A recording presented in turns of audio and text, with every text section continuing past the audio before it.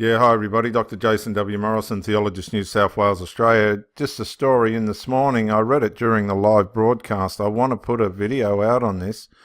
Child sexual abuse, hate or condemnation. I think that most people in New Zealand would strongly condemn child sexual abuse, if not hate it. The handling of child sexual abuse in churches has justifiably attracted scrutiny and condemnation. The Catholic Church has been found guilty of aiding and abetting ongoing abuse through inaction, failure to perpetrators to account. They're not taking these people to the law. They're not reporting it to the law, and they're shielding them from the law. Yeah, good day, Mick. How are you? Now, I've turned to the story on the spin-off, and it's got a picture of a former Jehovah Witness, Debbie Oakley, age 7. So she's put a face on there. She's put a face to it. Silent Lambs, Child Sexual Abuse, and the Jehovah Witnesses, Amy Parsons King, guest writer, investigation. Best known for their door-to-door evangelizing, Jehovah Witnesses are on a quest to save wicked from damnation. For victims of sexual abuse within the organization, however, the quest has seen perpetrators shielded from justice. Amy Parsons King has met several survivors as part of an investigation for the spin-off.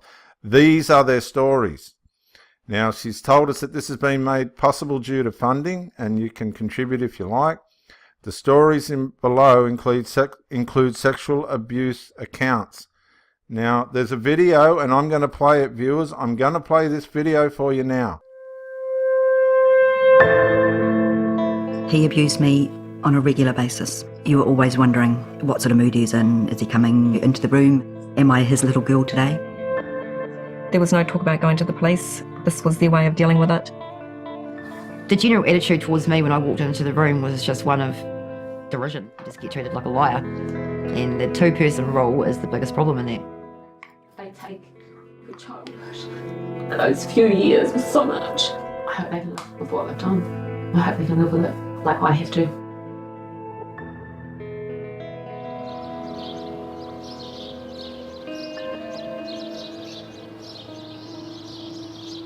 You grow up with a lot of guilt because Jehovah's always watching you. He knows what's in your heart, what's in your mind. We didn't have any worldly friends outside the religion because that's Satan's world, so we only associated with children in the religion. The day that my mother married Owen, that night I started wetting the bed. So I knew what was coming. He abused me on a regular basis. And that would be anywhere on his bed studying the Great Teacher Book, this pink book that I remember very vividly. Disgraceful. And he would have that propped up with a pillow. And on one occasion, he went to the bathroom and I was just lying there with no pants on. And Mum walked in and said, "What are you doing?" And I said he was doing that, and she just said, "Get your pants on and go to your room." And it was dark when Mum came back into the room. All she said was, "If you can forgive him, so can I." And that's all she said. Never talked on about it again. We got up the next day as if nothing happened. It wasn't long after that we went to a meeting, and it was announced at the meeting that Owen was no longer a ministerial servant, which is just a step down from being an elder. Nobody knew why. We just assumed that, okay, Mum went to the elders, and that's his punishment. You know, we slap on the hand and he's no longer got privileges. Before he married Mum, he was convicted of a similar offence against young girls and disfellowshipped out of the religion. The elders knew, but they didn't inform Mum, with 2 young girls, who he was and what he was about and what he did and his conviction.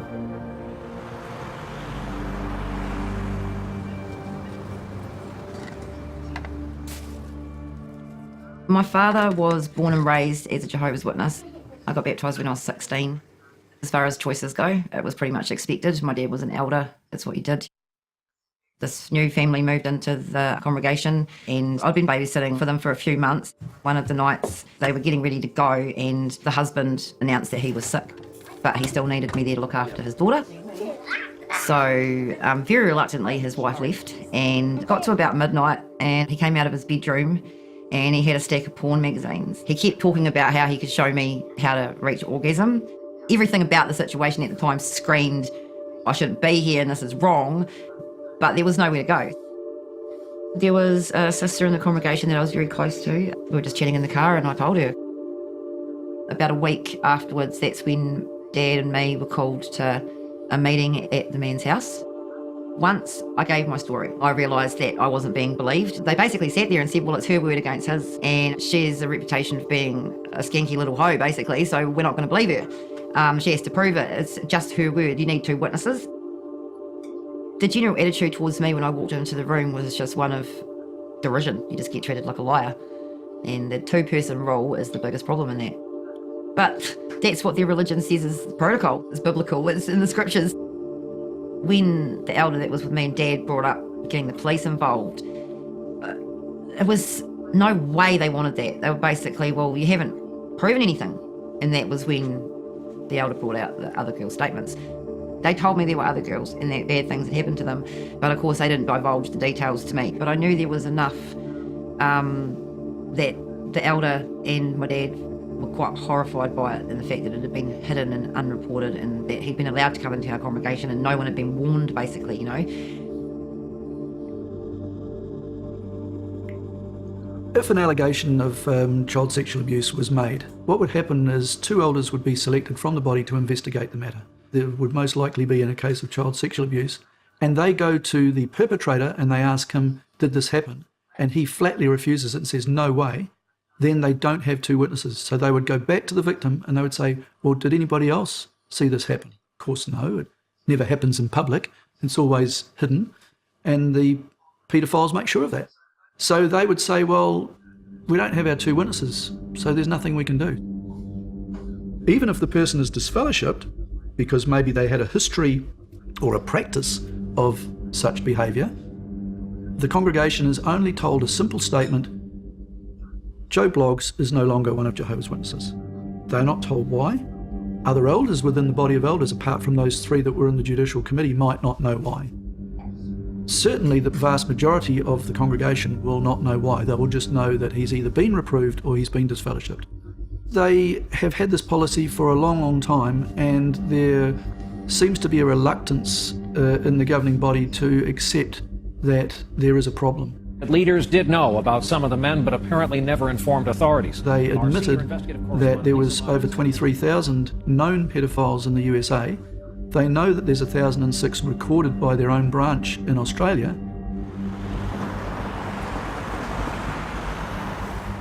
Things changed for me when I was about 8 or 9. My uncle and auntie came and stayed and lived with us.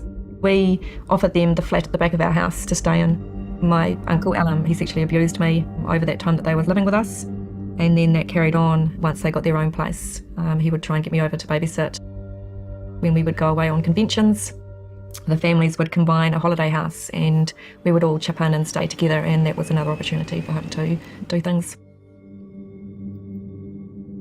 From my recollections, there was a meeting held within the congregation between the elders in my congregation and the elders in my uncle's congregation. He admitted to doing it, and then there was a judicial committee. There were 2 elders that attended with me, and there were 2 elders that had attended with him. He was in the room at the time, and I basically had to say everything that happened in front of 4 men and my abuser. He had admitted to it, so I knew that I was doing the right thing. But there was the comments made that I was more mature than what I seemed at the age of 9 or 10, and felt like maybe I was drawing attention to myself, and that's why he was persuaded in doing what he was doing. I was offered a type of counselling which consisted of extra Bible studies for me to help me to get through. There was no talk about going to the police. This was their way of dealing with it. He was disfellowshipped, which meant that that was announced, I believe, the following week. There was no public reproof apart from him being disfellowshipped. They don't go into why. So after some time, he was reinstated back into the religion, back as if nothing had happened.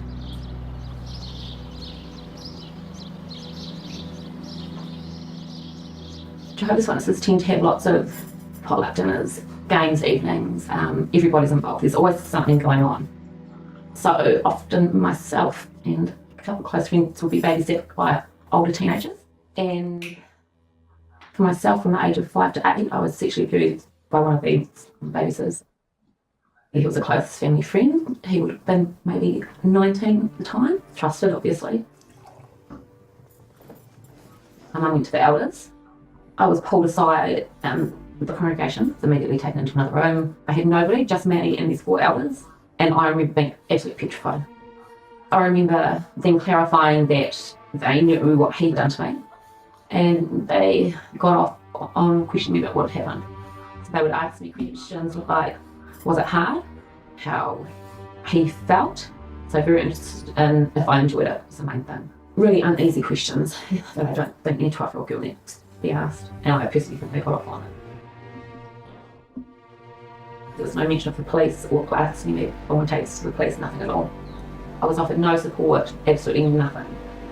When I think back too, it's not just your abuse you deal with from the age of 5 to 8, it's also the elders. You know, that was pretty traumatic things they were asking.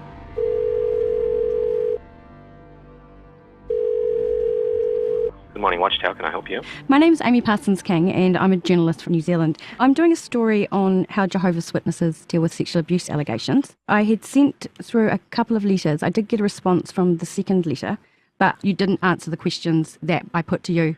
We actually indicated that there is a policy on our position and how we handle child abuse on our website. Yes, that it's scripturally based. Yeah. Yeah. And that's basically, Jehovah's Witnesses abide by what the Bible says. But do you think in the case of sexual abuse of children, it could be changed because there's not witnesses to abuse? You have to understand two different... And I'll just make one comment to you, Amy. Any victim of abuse or their family are perfectly entitled to go to the authorities to report any matter. Jehovah's Witnesses will report the matter to the police, where that is mandated. That's to handle the crime. The crime of child abuse is handled by the authorities, not Jehovah's Witnesses. Jehovah's Witnesses don't handle crime, they handle sin. Their guidelines for handling sin... Sin is crime. It's a Christian concept, it's not a legal concept. Anyway, I'll leave it at that, and I hope that at least to put things in perspective, some of those responses may be of assistance. Thank you very much for your time. Thank you. Bye-bye, Bye Amy. now. Now, I just want to interject there. That's complete negligence on the way that Jehovah's Witnesses deal with this subject of child pedophilia. They need to report it to the authorities if they've got any integrity at all, which it doesn't seem they have. They've got no integrity whatsoever when it comes to the harm of innocent children. It's disgraceful. Really, it is. Hang on. Just let me fix this, viewers. I'll take myself out of the picture and we'll continue with this. There's been some discussion in forums about pedophiles talking about Jehovah's Witnesses being a pedophile's paradise. It seemed to me at the outset that that was quite outrageous. But then when you actually read the reports of victims and you see how they were told to only trust fellow witnesses, when you are told your whole life that it's God's clean organisation and something terrible happens in it, there's no way you're going to go and report that to the police because they are outside the circle of the clean organisation. They really need to sort their act out, but for some reason they are resistant to change, and I don't really know why, because it's so obvious that there are problems that are costing them millions and millions of dollars in lawsuits. I can't imagine why they wouldn't want to fix that. Let the congregation be about spiritual things, not handling legal matters and criminal matters, because it's not a sin, it's a crime. I feel like my family have let me down. This abuser is allowed back into the religion, but because I've chosen not to be a part of the religion, I'm now being shunned. So there's a victim being shunned. The abuser is being welcomed.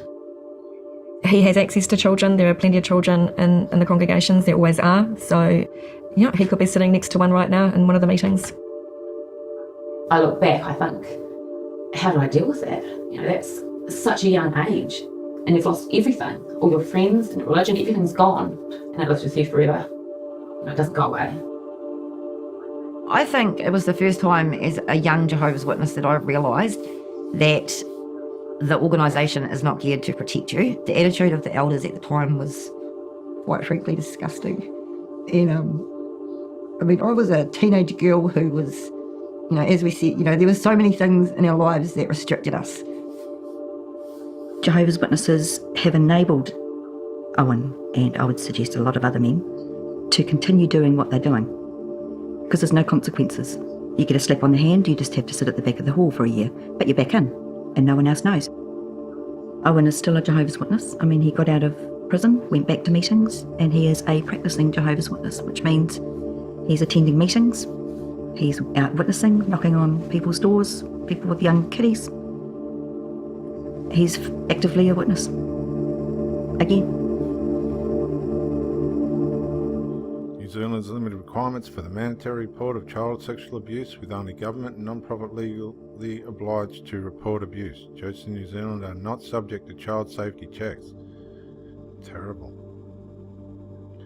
Despite numerous attempts, Jehovah's Witness Church did not respond to our questions, and if you've suffered, contact these numbers. Please reach out. Now I'll turn that off there. I'll come back. I'll stop that. It's endless, isn't it?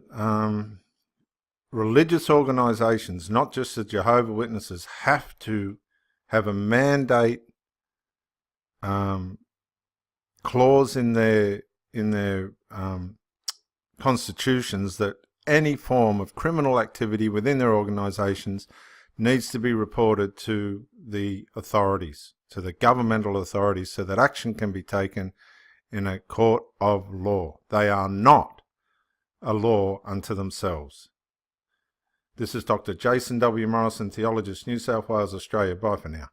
Yeah, Dr. Jason Morrison, theologist again. I just want to say thank you for watching the videos, and I hope you got plenty of self-rediscovery and freedom out of it.